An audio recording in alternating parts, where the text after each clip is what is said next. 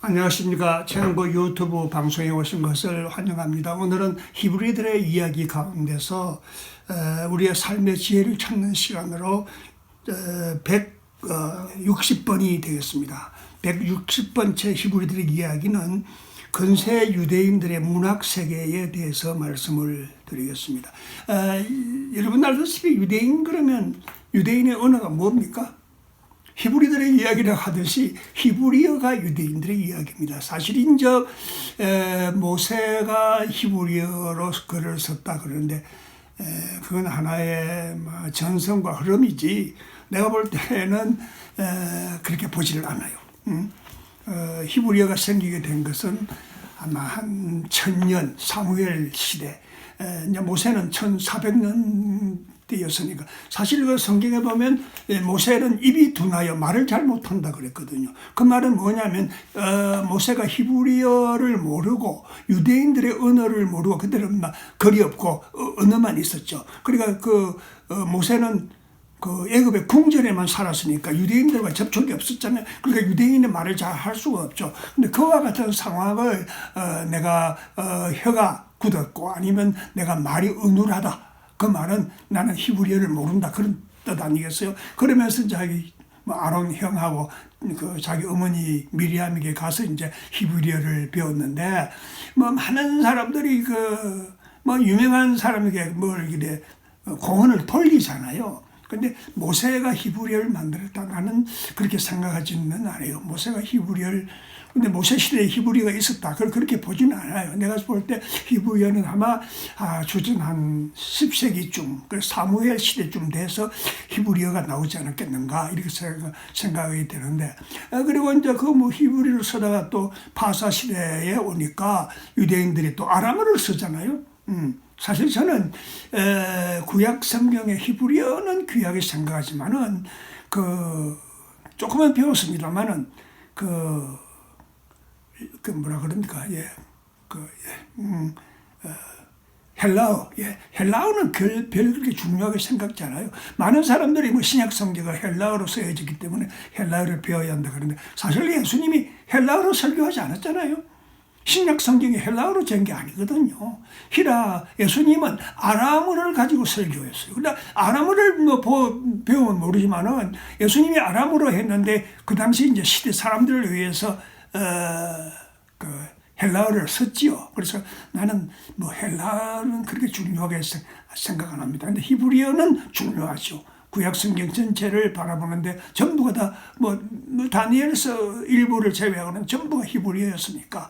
그런데 이게 파사 시대를 지나면서부터 이스라엘 유대인들이 히브리어를 잊어버리잖아요.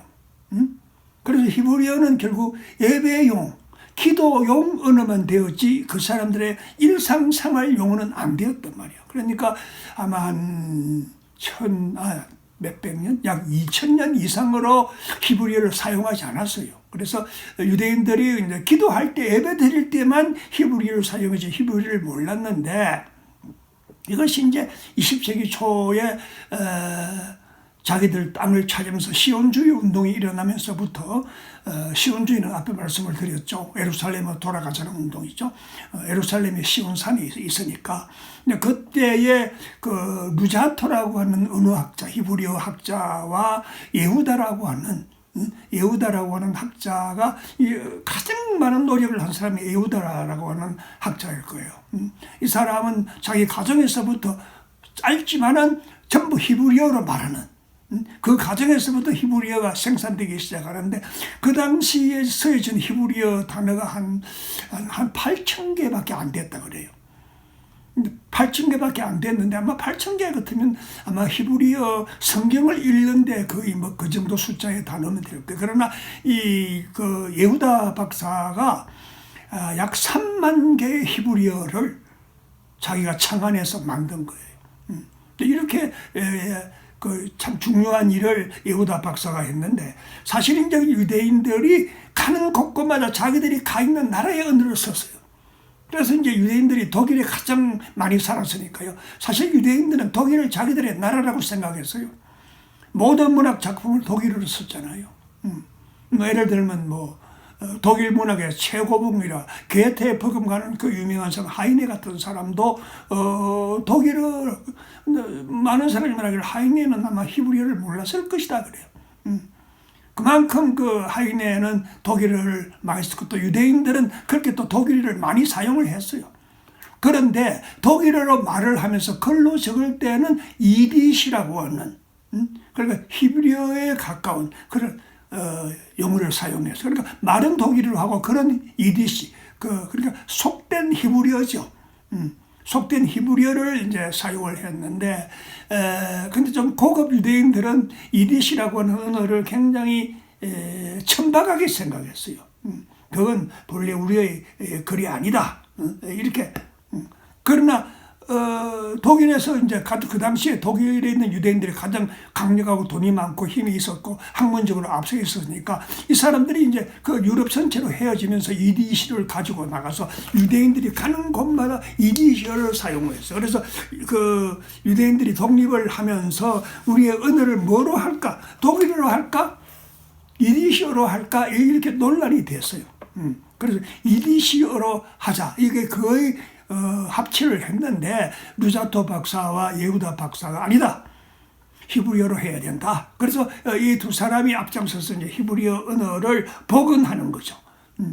근데 사실 이디시라고 하는 것은 라인강을 중심해 가지고 라인강이 굉장히 길잖아요. 저 뭐 오스트리아 시작해서 남쪽까지 가는데 그 강변 전체가 이디시어를 사용한.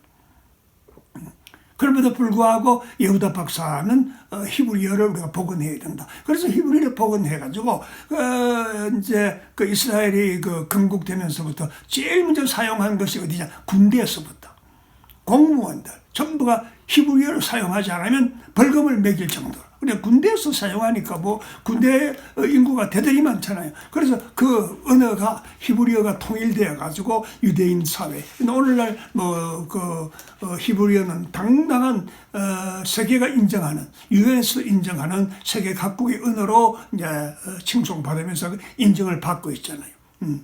그래서 히브리어로 요즘은 뭐 문학 작품도 나와서 노벨상도 받고 그와 같이 죽었던 언어 2000년 동안이나 죽어있던 언어가 살아있는 사어가 생어가 되어지는 거.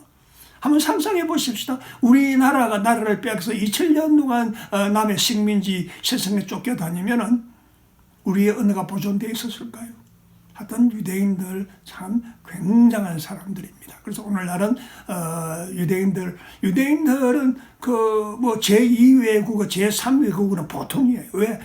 그 사람들은 어디 가서 살아야 할지 모르니까 어느 나라에 가든지 그 나라 언어를 배운다는 말씀이에요. 그래서 지금 유대인들의 80, 90%는 영어를 제1외국어, 자기 나라 모국어만큼 사용해요.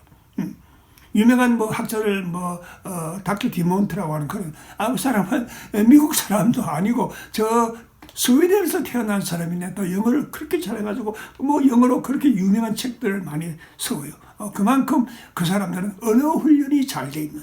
근데 이 언어에 대한 이야기는 여러분들 그 창세기 아마 6장인가 7장에 나오는 그 바벨탑의 이야기가 있잖아요.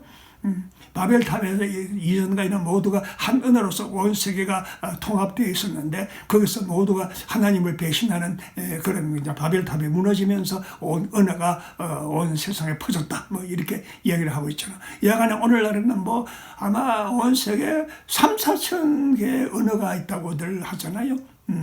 그런데 유대인들은 그 이스라엘에 살면서도 뭐 독일어, 영어는 뭐 완전히 자국어요. 자기 나라 말처럼 하고 그와 동시에 히브리어가 살아가지고 유대인들의 오늘날 모국어가 되어 있다. 그런데 사실은 그 자기 모국어를 잃어버렸다 하면 그 나라 정신을 잃어버린 것이거든요. 그래서 그 유대인들은 모국어를 찾아서 나라의 정신도 찾고 유대인의 그 국민 생활을 통합하는 거기에까지 나가게 되었다. 그러면서 많은 소설을 히브리어로 써서 노벨 문학상도 받는 그와 같은 지경에 왔습니다. 위대한 민족 정신입니다. 대단히 감사합니다.